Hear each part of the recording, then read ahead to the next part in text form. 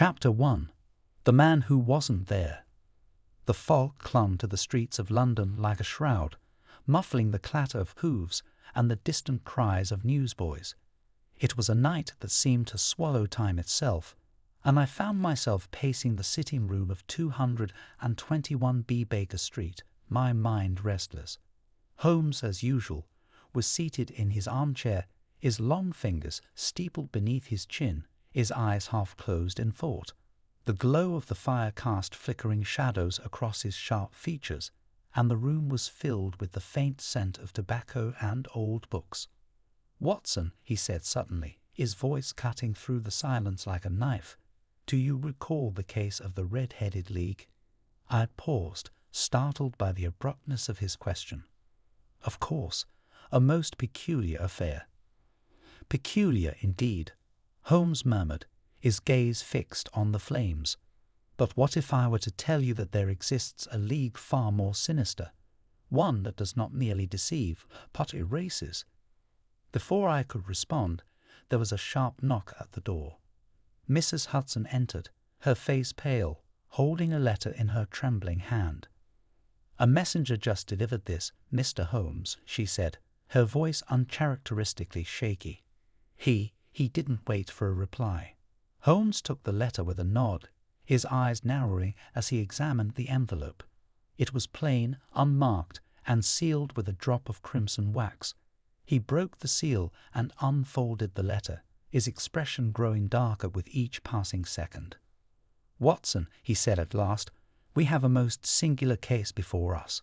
A man has vanished, not merely from his home, but from existence itself." I frowned. "What do you mean, Holmes?" "I mean," he replied, his voice low and deliberate, "that there is no record of him. No birth certificate, no marriage license, no will. Even his closest acquaintances claim to have never heard his name. And yet," he held up the letter, "this was written by him, Watson, a man who, by all accounts, never was." The room seemed to grow colder as I took the letter from Holmes. The handwriting was neat but hurried, the ink slightly smudged, as though the writer had been in a state of agitation. "To Mr. Sherlock Holmes, if you are reading this, then I am already gone. Not dead, erased. They have taken everything, my name, my history, my very existence. I do not know how much longer I can hold on to the memory of who I am. Please, you must find the crimson candle. It is the key to everything. Beware the house of forgotten names. They are watching." I looked up at Holmes, my unease growing. "This is madness. A man cannot simply be erased." "And yet," Holmes said, rising from his chair, "the evidence suggests otherwise. Come, Watson, we have work to do." The first clue. Our investigation began at the address scrawled at the bottom of the letter, 47 Craven Street. The street itself was unremarkable, lined with rows of modest townhouses, but as we approached number 47, I felt a strange sense of disquiet. The house was there, yet it seemed indistinct, as though it existed at the edge of perception. Holmes rapped sharply on the door, but there was no answer. He tried the handle, and to my surprise, the door swung open with a creak. The interior was dark and musty, the air thick with the scent of decay. "Holmes," I whispered, "this feels wrong." "Indeed," he replied, his voice calm, but his eyes alert. "Notice the dust, Watson. It has been disturbed recently, yet there are no footprints. Curious, is it not?" We moved through the house, our footsteps echoing in the silence. The rooms were sparsely furnished, the walls bare, but in the study we found something peculiar. A single candle, its wax a deep, unnatural crimson, resting on the desk. Holmes picked it up, examining it closely. "The crimson candle," he murmured. "Our first clue." As he spoke, I felt a sudden chill, as though the room itself had shifted. I turned to Holmes, but he was already moving toward the door, his expression grim. "Watson," he said, "we are not alone." The watchers. Outside, the fog had thickened, and the street was eerily quiet.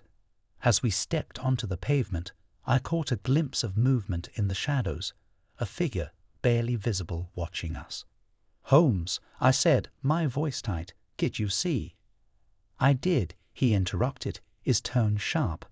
"Do not look directly at them. They are not to be acknowledged." "Who are they?" I asked, my unease growing. "The watchers," Holmes replied, his eyes scanning the street. "The ones who ensure that what is erased remains forgotten.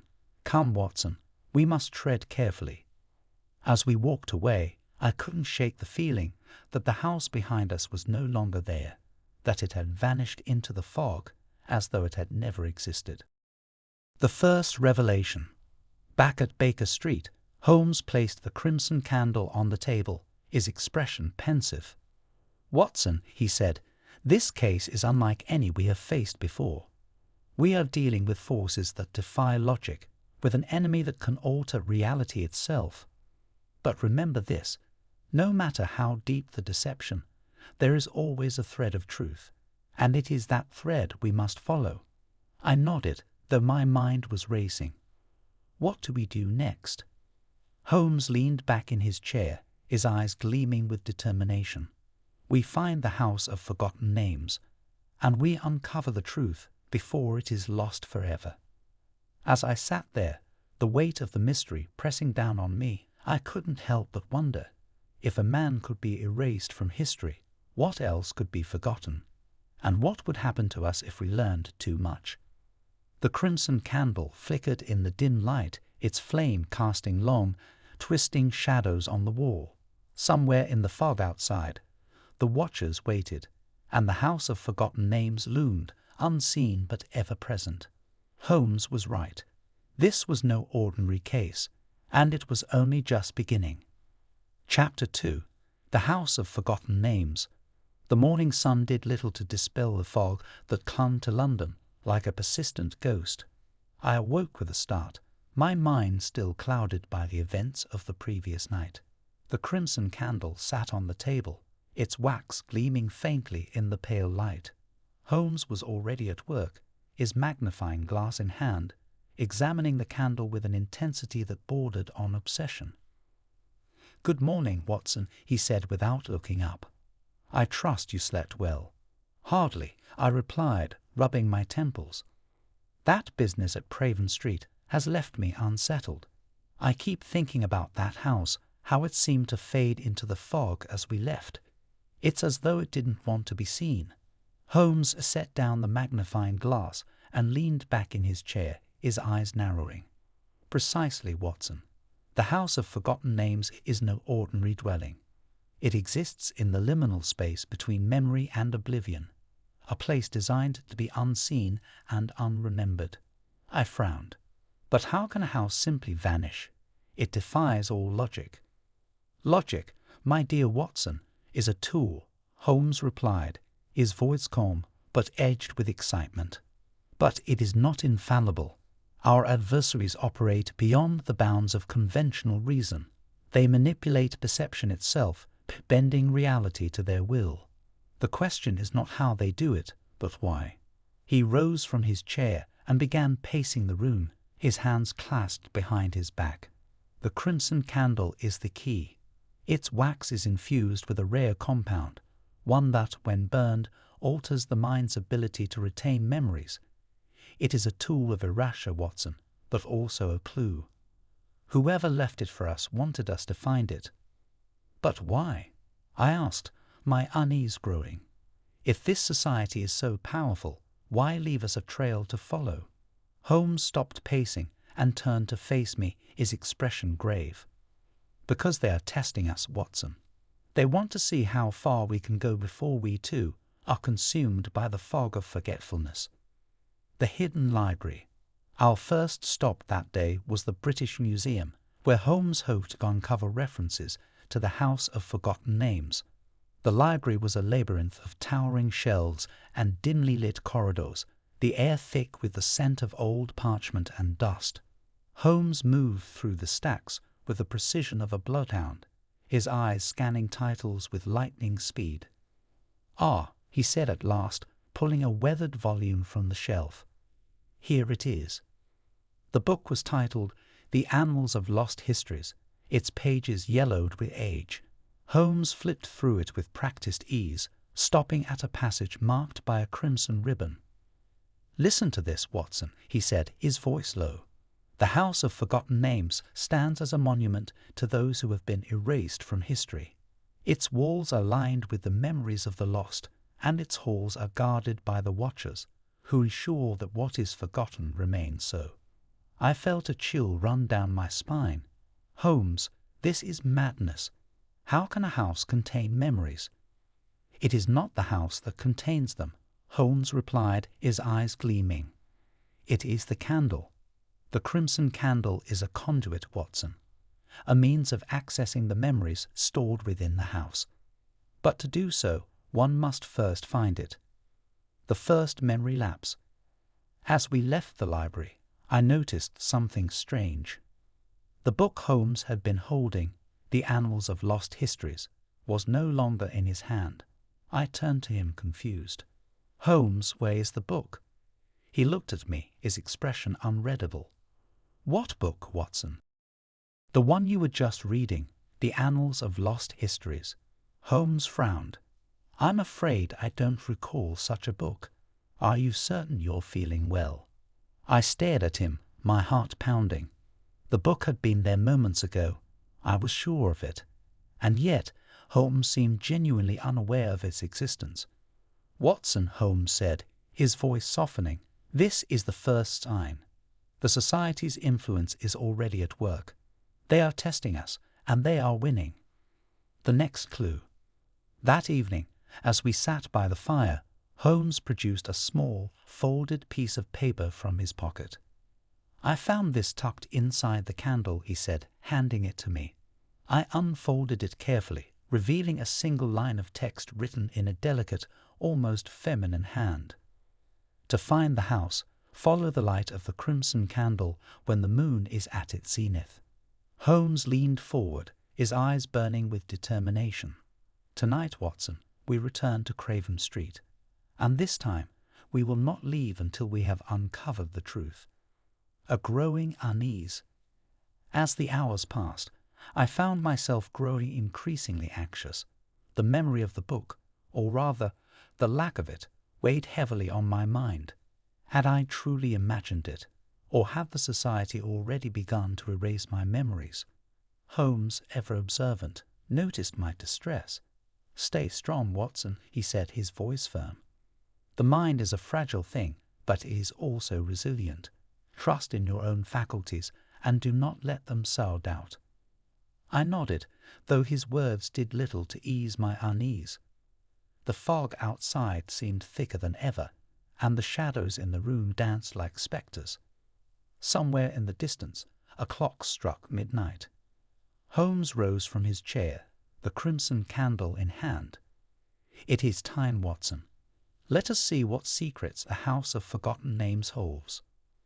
Chapter 3. The Crimson Candle's Secret. The streets of London were eerily silent as Holmes and I made our way back to Craven Street. The fog had thickened, reducing the world to a hazy, indistinct blur. The crimson candle, clutched tightly in Holmes' hand, cast a faint red glow that seemed to push back the darkness, if only slightly. "Holmes," I said, my voice low, "are you certain this is wise? We're walking into the unknown, and we have no idea what we're up against." "Wisdom, Watson, is often the enemy of progress," Holmes replied, his tone calm but resolute. "The unknown is precisely where we must go if we are to uncover the truth. And besides," he added with a faint smile, "I have always found the unknown to be rather invigorating." I couldn't share his enthusiasm. The memory of the vanished book still gnawed at me, and the thought of what lay ahead filled me with a sense of dread I couldn't quite shake. The house revealed. When we reached Craven Street, the House of Forgotten Names was exactly as we had left it, or rather, exactly as it had been before it seemed to vanish. The building loomed before us, its windows dark and lifeless, its facade weathered and crumbling. Yet there was something different about it now, something almost alive. Holmes approached the door, the crimson candle held aloft. As we stepped inside, the air grew colder, and the faint scent of burning wax filled my nostrils. The candle's flame flickered, casting long, twisting shadows on the walls. "Notice the walls, Watson," Holmes said, his voice echoing in the empty hall. "They are lined with names, hundreds of them, carved into the wood." I looked closer and saw that he was right. The walls were covered in names, some faded with age, others fresh and sharp. Each one seemed to pulse faintly in the candlelight as though alive. "These are the forgotten," Holmes murmured, "the ones erased from history. And this," he said, gesturing to the candle, "is the key to their memories. The ritual of erasure." We moved deeper into the house, the candle's light guiding our way. In the study, we found a strange tableau, a circle of ash on the floor, surrounded by symbols I didn't recognize. At the center of the circle was a small ornate box, its lid open to reveal a hollow space shaped like a candle. Holmes knelt beside the circle, his eyes narrowing as he examined the symbols. "This is a ritual space," he said. "The crimson candle is not merely a tool, it is part of a larger mechanism. When lit within this circle, it activates the process of erasure." I felt a chill run down my spine. "You mean, this is where they erase people?" "Precisely," Holmes replied. "But it is also where we can reverse the process, if we are clever enough." The historian. As we left the study, we were met by a figure standing in the hallway, a tall, gaunt man with sharp features and piercing eyes. He wore a long dark coat and carried a cane, which he tapped lightly against the floor as he regarded us with a mixture of curiosity and disdain. "Mr. Sherlock Holmes," he said, his voice smooth and measured, "I had heard you were investigating this matter. I must say, I am impressed by your tenacity." Holmes straightened, his expression unreadable. "And you are?" "Dr. Elias Thorne," the man replied with a slight bow. "Historian, scholar, and occasional custodian of forgotten things." I felt a surge of unease. There was something about Thorne's demeanor that set me on edge, a coldness, a detachment that reminded me of Holmes at his most calculating. "You are familiar with this house," Holmes said, his tone sharp. "Indeed," Thorne replied, "I have studied it for many years. The House of Forgotten Names is a fascinating anomaly, a place where history itself is rewritten. But I must warn you, Mr. Holmes, some truths are best left buried." Holmes stepped closer, his eyes narrowing. "And yet here you are, standing in the very heart of the mystery. Tell me, Dr. Thorne, what is your interest in this place?" Thorne smiled faintly. "Curiosity, Mr. Holmes, nothing more." I didn't believe him for a moment. Watson's doubt. As Thorne departed, leaving us with a cryptic warning to mind the shadows, I felt a growing sense of unease. My memories of the previous day were becoming hazy, and I struggled to recall the details of our investigation. "Holmes," I said, my voice trembling, "I can't remember the name of the man who wrote the letter, the one who claimed to have been erased." Holmes turned to me, his expression softening. "Watson, you must fight it. The Society's influence is growing stronger, and they are targeting you specifically. You are the chronicler, the keeper of memories. If they can erase you, they can erase this case entirely." I nodded, though his words did little to comfort me. The fog outside seemed to seep into my mind, clouding my thoughts and filling me with a sense of dread. The next step. As we left the house, the crimson candle still burning in Holmes' hand, I couldn't shake the feeling that we were being watched. The shadows seemed to move on their own, and the air was thick with the scent of burning wax. "Holmes," I said, "what do we do next?" He paused, his gaze fixed on the candle's flame. "We find the source of their power, Watson, and we destroy it." Chapter 4. The watchers in the fog. The fog had grown denser, swallowing the streets of London in a suffocating embrace. Holmes and I moved quickly, the crimson candle's faint glow our only guide. The encounter with Dr. Elias Thorne had left me unsettled, and the weight of the case pressed heavily on my mind. My memories felt fragmented, like pages torn from a book, and I struggled to piece together the details of our investigation. "Holmes," I said, my voice low, "do you trust Thorne?" Holmes glanced at me, his expression inscrutable. "Trust is a luxury we cannot afford, Watson. Thorne is a man who thrives on secrets, and secrets are dangerous in a case such as this. But he is not our primary concern at the moment." "Then what is?" I asked, though I feared I already knew the answer. Holmes stopped abruptly, his hand tightening around the candle. "The watchers," he said, his voice barely above a whisper. "They are closer than ever."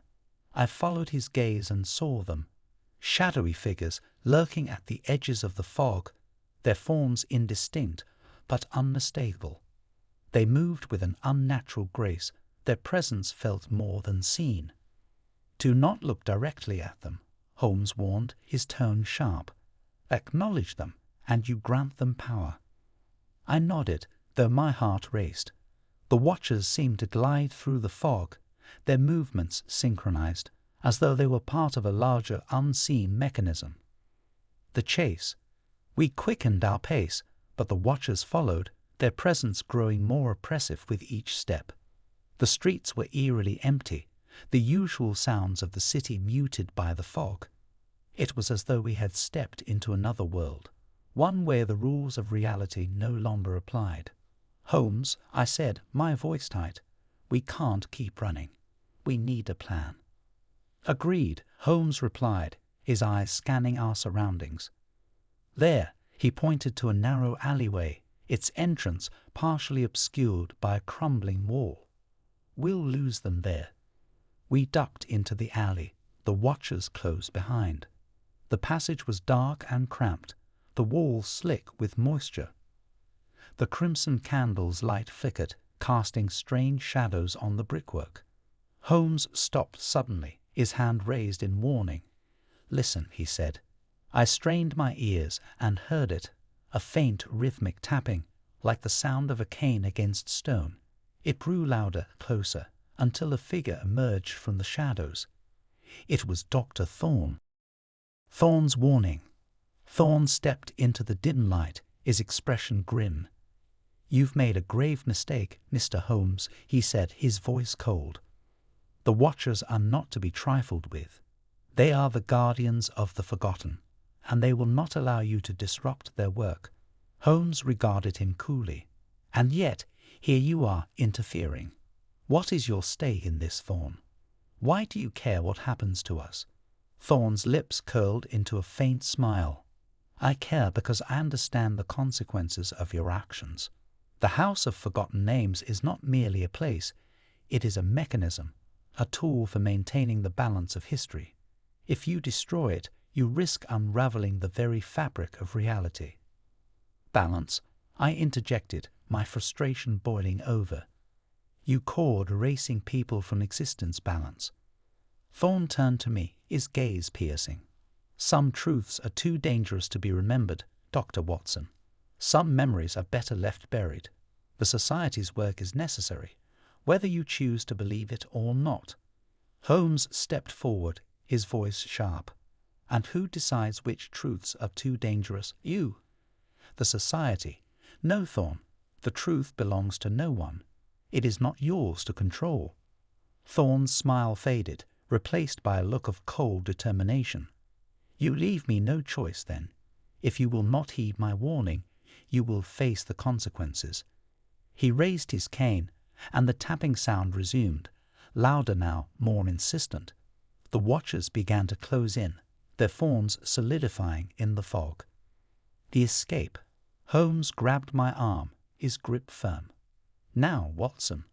We turned and ran, the watchers hot on our heels. The alley twisted and turned, the walls seeming to close in around us. The crimson candle's light flickered wildly, casting strange, shifting shadows that danced at the edges of my vision. At last, we burst out onto a deserted street, the fog thinning slightly. Holmes led me into a nearby building, its door hanging ajar. We slipped inside, pressing ourselves against the wall as the watchers passed by, their forms gliding silently through the fog. "Holmes," I whispered, my breath coming in ragged gasps. "What are they?" "They are the enforcers," Holmes replied, his voice low. "The ones who ensure that what is erased remains forgotten. But they are also a clue, Watson. Their presence confirms that we are close to the truth." The next clue. As we caught our breath, Holmes produced a small folded piece of paper from his pocket. It was a map, crudely drawn but unmistakably depicting the streets of London. At its center was a symbol, a circle with a single line through it, like a candle burning in the dark. "Where did you get this?" I asked. "From Thorn," Holmes replied, his eyes gleaming. "He tried to stop us, but in doing so, he gave us what we needed. This map will lead us to the heart of the Society's operations." I felt a surge of hope, though it was tempered by the knowledge of what lay ahead. The watchers were still out there, and Thorn's warning echoed in my mind. "Holmes," I said, my voice trembling, "what if Thorn is right? What if we're risking more than we realize?" Holmes turned to me, his expression resolute. "The pursuit of truth is never without risk, Watson. But to turn away from it, to allow others to dictate what we can and cannot know, that is the greater danger. A growing fear." As we left the building and ventured back into the fog, I couldn't shake the feeling that we were being watched. The watchers were still out there, their presence a constant reminder of the stakes of our investigation. And yet, as I followed Holmes through the darkened streets, I felt a strange sense of determination. The truth was out there, waiting to be uncovered, and no matter the cost, I knew we would see this through to the end. Chapter 5. The Vanishing Witness. The map Holmes had obtained from Thorn led us to a dilapidated tenement in the East End, its facade crumbling and its windows dark. The air was thick with the stench of decay, and the fog seemed to cling to the building like a shroud. "This is the place," Holmes said, his voice low. "According to the map, our witness resides here, a man named Samuel Grayson, who claims to remember the erased." I frowned. If he remembers, why hasn't he been erased himself? "A question we shall soon answer," Holmes replied, his eyes narrowing. "But we must tread carefully. The Society will not take kindly to our interference." We entered the building, the floorboards creaking beneath our feet. The air was damp and cold, and the walls were lined with peeling wallpaper. Holmes moved with purpose, his steps silent, while I followed close behind, my unease growing with each passing moment. The witness. We found Samuel Grayson in a small, dimly lit room on the top floor. He was a frail man, his face gaunt and his eyes hollow, as though he had been drained of life. He sat hunched over a table, a single candle burning before him. "Mr. Grayson," Holmes said, his voice calm but firm, "we need your help." Grayson looked up, his eyes widening in fear. "You shouldn't have come here," he whispered. "They're watching. They're always watching." "Who is watching?" I asked, though I already knew the answer. "The watchers," Grayson replied, his voice trembling. "They're everywhere, in the shadows, in the fog, even in your mind." Holmes stepped closer, his expression softening. "Mr. Grayson, we know about the Society. We know what they're capable of. But we also know that you remember, that you've seen things they want forgotten. Please help us stop them." Grayson hesitated, his eyes darting to the door. I remember," he said at last. "I remember the man who was erased. His name was. He trailed off, his face contorting in confusion. I can't remember. It was just there, but now it's gone." Holmes leaned forward, his gaze intense. "Focus, Mr. Grayson. What did he look like? What did he tell you?" Grayson's hands trembled as he clutched the edge of the table. He said they were coming for him, that they would erase him, just like they erased the others. He gave me something, a key. He said it would unlock the truth.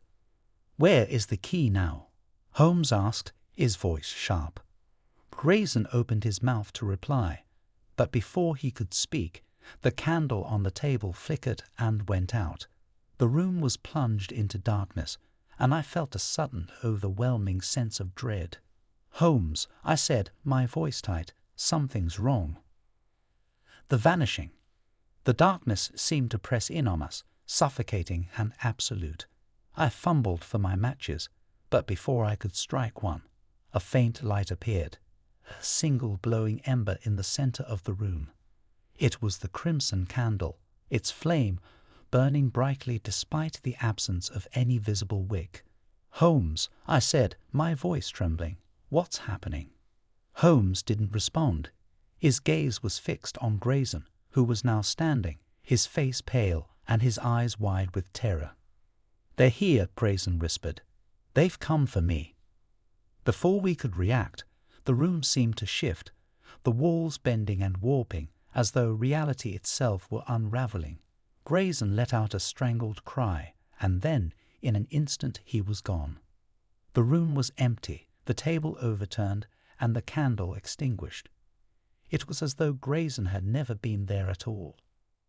The aftermath. Holmes and I stood in silence, the weight of what we had just witnessed pressing down on us. The crimson candle's light flickered faintly, casting long shadows on the walls. Holmes, I said at last, my voice barely above a whisper, what just happened? Holmes' expression was grim. The Society's power is greater than we realized. They can erase not only memories, but people themselves. Grayson is gone, Watson, and with him the key to the truth. I felt a surge of frustration. Then what do we do now? We're no closer to stopping them than we were before. Holmes turned to me, his eyes gleaming with determination. On the contrary, Watson, Grayson's disappearance is a clue in itself. The Society would not have gone to such lengths to erase him if he did not possess something of great value. We must find that key, and we must do so quickly, before they erase us as well. A growing fear. As we left the tenement, the fog seemed thicker than ever, and the streets were eerily silent. I couldn't shake the image of Grayson's face, twisted in terror as he vanished into nothingness. Holmes, I said, my voice trembling, what if we're next? What if they erase us before we can stop them? Holmes placed a hand on my shoulder, his grip firm. We will not let that happen, Watson. We are closer than ever to the truth, and we must see this through to the end. But we must also be cautious. The Society's power lies in their ability to manipulate perception, to make us doubt what we know to be true. Trust in your own faculties, and do not let them sow doubt. I nodded, though his words did little to ease my unease. The fog outside seemed to seep into my mind, clouding my thoughts and filling me with a sense of dread. The next step. As we made our way back to Baker Street, Holmes produced the map once more, his eyes scanning its surface. There is one more location marked here, he said, his voice low. A place called the Archive of Lost Memories. If the key exists, that is where we will find it. I felt a surge of hope, though it was tempered by the knowledge of what lay ahead. The Society was watching, and their power was growing. Holmes, I said, my voice trembling, what if we're walking into a trap? Holmes turned to me, his expression resolute. Then we shall spring it, Watson, and in doing so, we shall expose the Society's secrets to the light of truth. Chapter 6. The Society's Gambit. The Archive of Lost Memories was not a place one could find on any ordinary map. It existed in the liminal spaces of London, hidden in plain sight, yet invisible to those who did not know how to look. Holmes and I followed the map's cryptic directions, the crimson candle's light guiding us through the fog-shrouded streets. The building, when we found it, was unremarkable, a nondescript structure tucked between a butcher's shop and a tailor's. But as we approached, I felt a strange sensation, as though the air itself was shifting around us. "This is it," Holmes said, his voice low. "The heart of the Society's operations." We entered the building, the door creaking open to reveal a dimly lit hallway. The walls were lined with shelves, each one filled with books, scrolls, and strange artifacts. The air was thick with the scent of old parchment and burning wax. The archive. The archive was a labyrinth of knowledge, its shelves stretching endlessly into the shadows. Holmes moved through the aisles with purpose, his eyes scanning the titles with lightning speed. "Watson," he said, his voice sharp, "look for anything related to the Crimson Candle or the House of Forgotten Names. The key to unraveling this mystery lies here." I nodded, though the task felt overwhelming. The sheer volume of information was staggering, and the oppressive atmosphere of the archive made it difficult to focus. As I searched, I came across a peculiar book, a slim volume bound in crimson leather, its title embossed in gold, "The Rituals of Erasure." I opened it, my hands trembling, and found a passage that sent a chill down my spine. "The Crimson Candle is the key to the House of Forgotten Names. When lit within the circle of ash, it opens the door to the memories of the erased. But beware, for the candle's light is a double-edged sword. To remember is to risk being consumed by the forgotten." "Holmes," I called, my voice trembling, "you need to see this." He joined me, his eyes narrowing as he read the passage. "Fascinating," he murmured. "The candle is not merely a tool of erasure, it is a gateway, a means of accessing the memories stored within the house." "But what does that mean for us?" I asked, my unease growing. "It means," Holmes replied, his voice grim, "that we are closer than ever to the truth, but we must proceed with caution. The Society's power lies in their ability to manipulate perception, to make us doubt what we know to be true. We must not let them." The trap. As we delved deeper into the archive, I began to notice something strange. The shelves seemed to shift and rearrange themselves, the aisles twisting and turning in ways that defied logic. The air grew colder, and the faint scent of burning wax grew stronger. "Holmes," I said, my voice tight, "something's wrong. This place, it's changing." Holmes nodded, his expression grim. "We've walked into a trap. The Society knows we're here, and they're trying to disorient us." Before I could respond, the lights flickered and went out, plunging the archive into darkness. The crimson candle's light flickered faintly, casting strange, shifting shadows on the walls. "Stay close, Watson," Holmes said, his voice low. "We must find the key and get out of here before they—" He was cut off by a sudden deafening crash. The shelves around us began to collapse, their contents spilling onto the floor. I felt a surge of panic as the darkness closed in around us. The revelation. In the chaos, I stumbled and fell, my hands grasping at the scattered books and papers. As I struggled to my feet, I found myself holding a small ornate box, the same box we had seen in the House of Forgotten Names. "Holmes," I called, my voice trembling. "I've found it." The key. Holmes joined me, his eyes gleaming with determination. "Well done, Watson. But we must move quickly. The Society will not let us leave with it." As we turned to leave, a figure stepped out of the shadows, a tall, gaunt man with piercing eyes and a cold, calculating smile. It was Dr. Elias Thorne.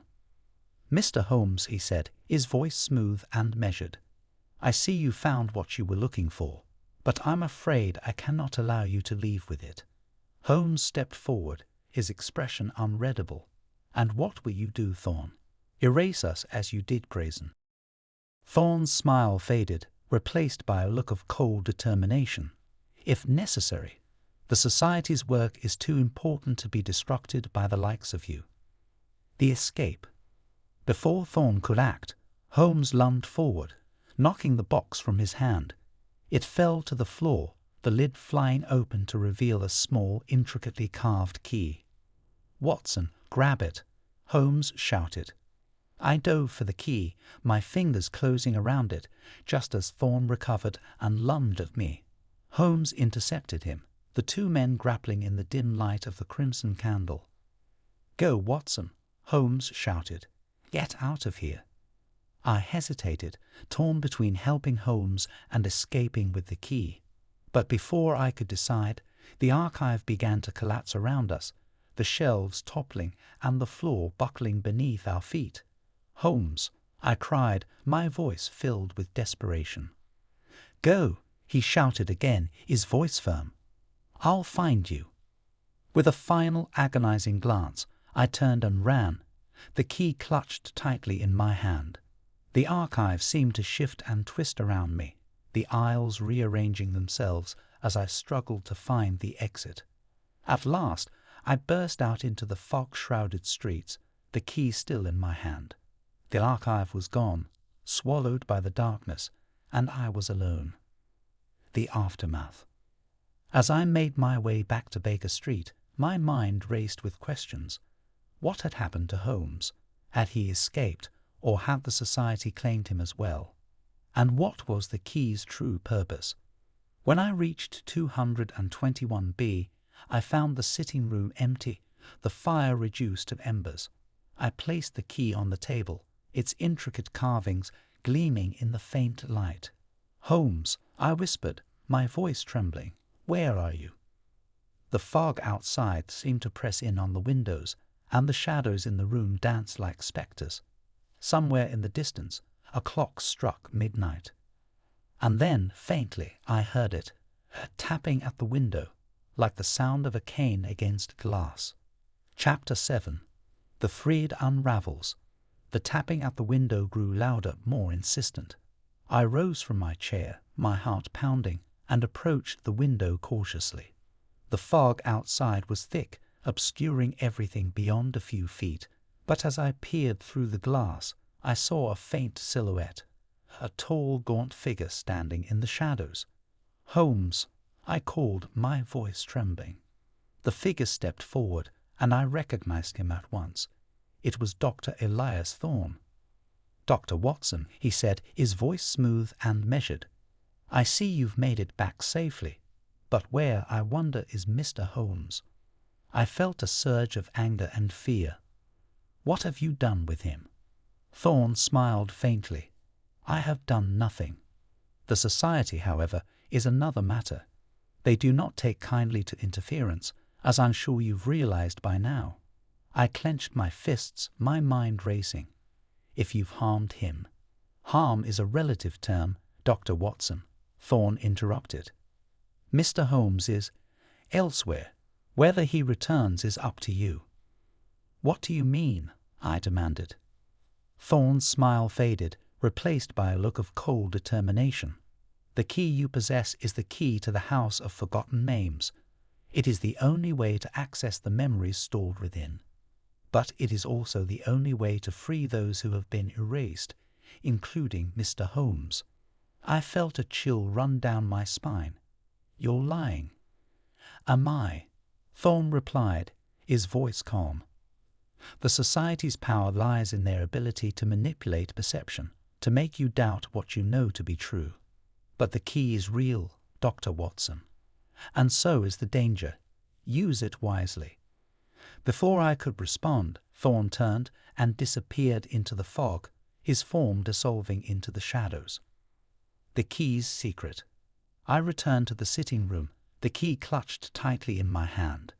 Its intricate carvings seemed to pulse faintly, as though alive. I placed it on the table and studied it closely, my mind racing. If Thorne was to be believed, the key was the key to the House of Forgotten Names, a means of accessing the memories stored within. But it was also a means of freeing those who had been erased, including Holmes. But how, and at what cost? I thought back to the passage I had read in the archive. The crimson candle is the key to the House of Forgotten Names. When lit within the circle of ash, it opens the door to the memories of the erased. But beware, for the candle's light is a double-edged sword. To remember is to risk being consumed by the forgotten. The key and the candle were connected, two parts of a larger mechanism. But how did they work together? And what would happen if I used them? The plan. As I sat there, my mind racing, I realized that I had no choice.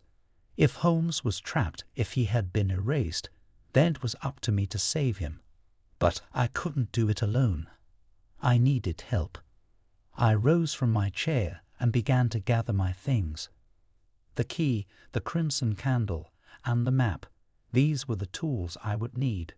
But I also needed someone who understood the society's methods, someone who could help me navigate the dangers ahead. And then it hit me, Inspector Lestrade. Lestrade's assistants. I found Lestrade at Scotland Yard, his office cluttered with papers and case files.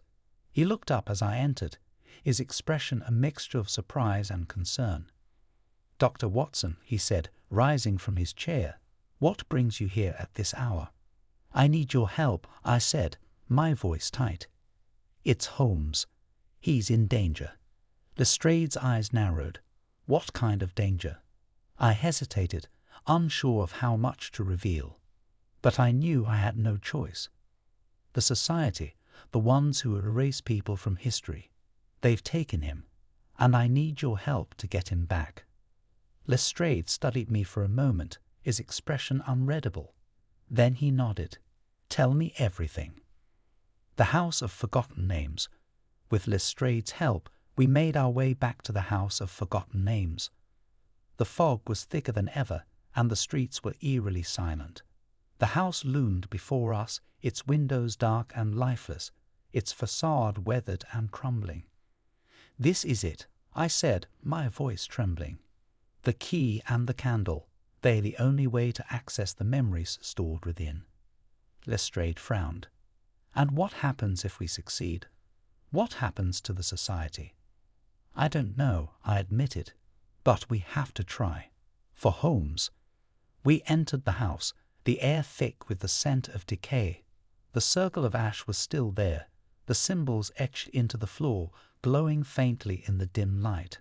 I placed the key in the center of the circle and lit the crimson candle, its flame casting a faint red glow. The air grew colder, and the shadows seemed to shift and twist around us. "Watson," Lestrade said, his voice low, "what's happening?" I didn't reply. My mind was focused on the task at hand. I closed my eyes and concentrated, the key's carvings pulsing faintly in my hand. And then suddenly the room seemed to shift, the walls bending and warping as though reality itself were unraveling. The memory. I found myself standing in a dimly lit room, the walls lined with shelves filled with books and artifacts. Holmes was there, his back to me, his hands clasped behind his back. "Holmes," I called, my voice trembling.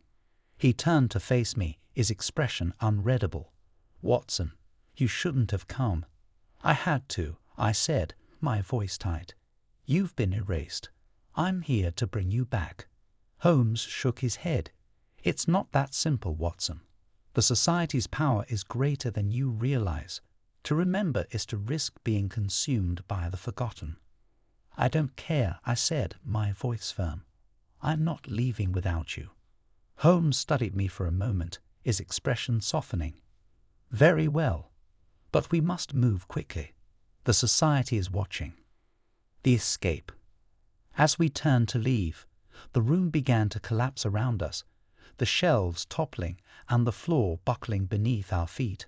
The shadows seemed to come alive, reaching out to grab us as we ran.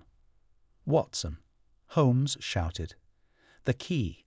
I fumbled for the key, my hands trembling as I clutched it tightly. The crimson candle's light flickered wildly, casting strange, shifting shadows on the walls. And then suddenly we were back in the House of Forgotten Names, the circle of ash glowing faintly in the dim light. The aftermath. Holmes and I stood in silence, the weight of what we had just experienced pressing down on us. Lestrade was gone, swallowed by the shadows, and the house seemed to shift and twist around us. "Holmes," I said at last, my voice trembling, "what now?" Holmes turned to me, his expression grim. "Now, Watson, we finish this. The Society's power lies in their ability to manipulate perception, to make us doubt what we know to be true. But we have the key and the candle. We must use them to expose the Society's secrets to the light of truth." Chapter 8. The Final Revelation. The House of Forgotten Names seemed to pulse with a life of its own, its walls shifting and warping as though the very structure were alive. Holmes and I stood in the center of the ritual room, the crimson candle burning brightly in the circle of ash. The key, clutched tightly in my hand, felt heavy with the weight of what we were about to do. "Holmes," I said, my voice trembling, "are you certain this will work?" Holmes' expression was grim. "There are no certainties in a case such as this, Watson. But we have no other choice. The Society's power must be broken, and the truth must be exposed." He placed the key in the center of the circle, its intricate carvings glowing faintly in the candlelight. The air grew colder, and the shadows seemed to close in around us. "Ready yourself, Watson," Holmes said, his voice low. "What we are about to face will test us in ways we cannot yet imagine." The leader revealed. As the key's glow intensified, the room seemed to shift, the walls dissolving into a swirling vortex of light and shadow. When the chaos subsided, we found ourselves in a vast cavernous chamber, its walls lined with shelves filled with books, scrolls, and strange artifacts. At the center of the chamber stood a tall, imposing figure, a man with sharp features and piercing eyes, his presence radiating authority. It was the leader of the Society. "Mr. Sherlock Holmes," the man said, his voice smooth and measured. "I must admit I am impressed. Few have come this far." Holmes stepped forward, his expression unreadable. "And you are?" The man smiled faintly. "I am the custodian, the guardian of the forgotten. It is my duty to ensure that the balance of history is maintained, that the dangerous truths are erased." "Dangerous truths?" I interjected, my frustration boiling over. "You called erasing people from existence maintaining balance." The custodian turned to me, his gaze piercing.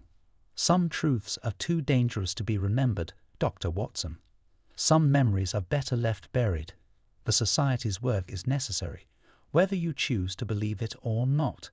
Holmes stepped forward, his voice sharp. "And who decides which truths are too dangerous? You? The Society? No, the truth belongs to no one. It is not yours to control." The custodian's smile faded, replaced by a look of cold determination. "You leave me no choice, then. If you will not heed my warning, you will face the consequences." The showdown.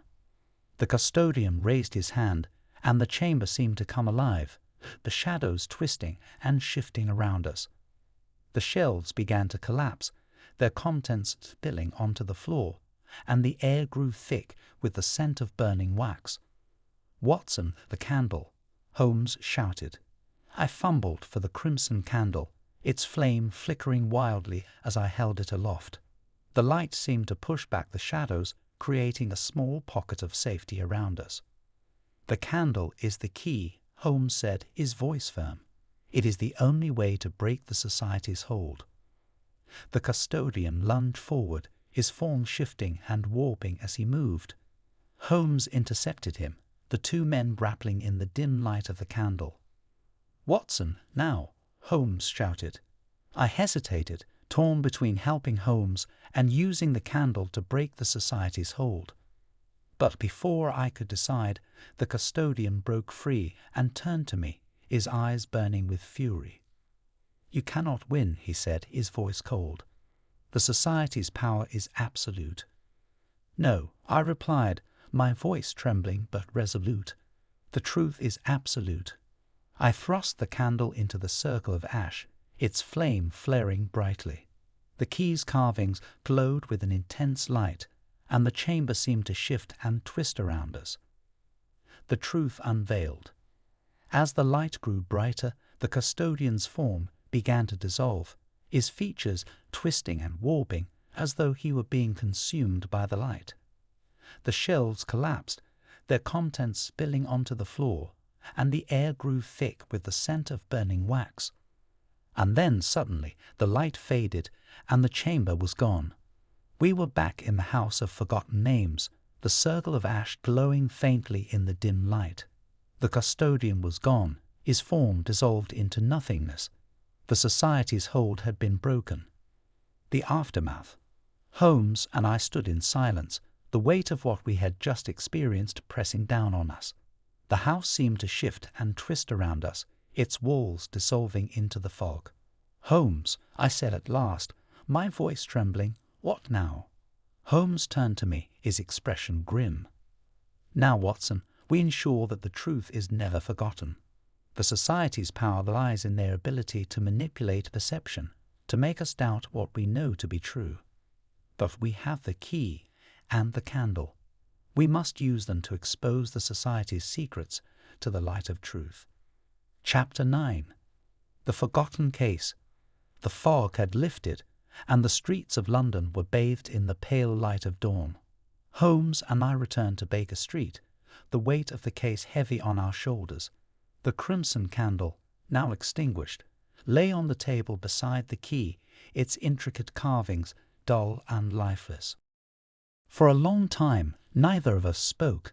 The events of the past days, the vanishing witnesses, the shifting house, the custodian's chilling revelations, felt like fragments of a dream, slipping through our fingers even as we tried to hold on to them. "Holmes," I said at last, breaking the silence, "what happens now? The society is gone, but what of the people they erased? What of the truths they buried?" Holmes leaned back in his chair, his expression pensive. "The truth, Watson, is a fragile thing. It can be hidden, distorted, even erased, but it can never be destroyed. The society's power lay in their ability to make us forget, but now that we remember, their hold is broken." "And what of us?" I asked, my voice trembling. "Will we remember, or will this case, too, fade into obscurity?" Holmes did not answer immediately. His gaze was fixed on the candle, his fingers steepled beneath his chin. At last he spoke, his voice low and measured. "Some cases, Watson, are not meant to be remembered. The vanishing notes. As the days pass, I found myself struggling to recall the details of the case. My notes, once filled with meticulous observations, now seemed incomplete, as though pages had been torn from the journal. The names of the erased, the locations we had visited, even the face of the custodian, all of it was fading, slipping away like sand through an hourglass. "Holmes," I said one evening, my voice filled with frustration, "I can't remember. It's as though the case never happened." Holmes looked up from his violin, his expression unreadable. "Perhaps it is for the best, Watson. Some truths are too dangerous to be remembered." "But how can you say that?" I demanded. "After everything we've been through, after everything we've uncovered, how can you simply let it go?" Holmes set down his violin and leaned forward, his eyes gleaming with a strange intensity. "I do not let it go, Watson. I carry it with me as I carry all the truths I have uncovered. But not all truths are meant to be shared.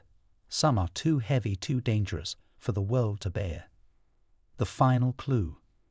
The next morning, I awoke to find the sitting room empty. The crimson candle and the key were gone, and in their place was a single sheet of paper, its surface blank except for a single line of text. "The truth is not forgotten. It is merely waiting." I stared at the note, my mind racing. Was this Holmes' way of reassuring me, or was it a warning? Before I could ponder further, the door opened and Holmes entered, his coat damp from the morning mist. "Ah, Watson," he said, his tone light and casual, as though nothing were amiss. "I trust you slept well." I hesitated, unsure of how to respond. "Holmes, the candle, the key, they're gone." Holmes raised an eyebrow. "Candle? Key?" I'm afraid I don't know what you're referring to, my dear fellow. I stared at him, my heart pounding. Was he jesting, or had he too forgotten? Holmes, I said, my voice trembling, the case, the society, the house of forgotten names. Do you not remember? Holmes regarded me with a faint smile. Watson, you've been working too hard. Perhaps a rest is in order. The haunting truth. As the days turned into weeks, the case faded from my memory, its details slipping away like a dream upon waking. And yet there were moments, fleeting, indistinct, when I felt a strange sense of unease, as though something were lurking just beyond the edge of my awareness. The fog outside seemed thicker than ever, and the shadows in the sitting room danced like spectres. The note Holmes had left, "The truth is not forgotten, it is merely waiting," remained on the table, a silent reminder of what we had uncovered.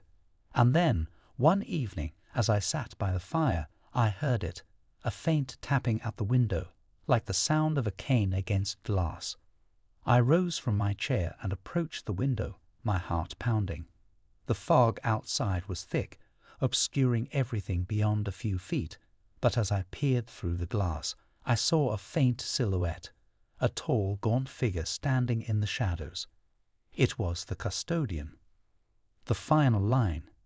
I stepped back, my breath catching in my throat. The figure was gone, swallowed by the fog, but the tapping continued, growing louder, more insistent. "Holmes," I called, my voice trembling. But Holmes did not answer. He was seated in his armchair, his eyes half closed, his expression calm and unreadable. "Some cases, Watson," he said at last, his voice low and measured, "are not meant to be remembered."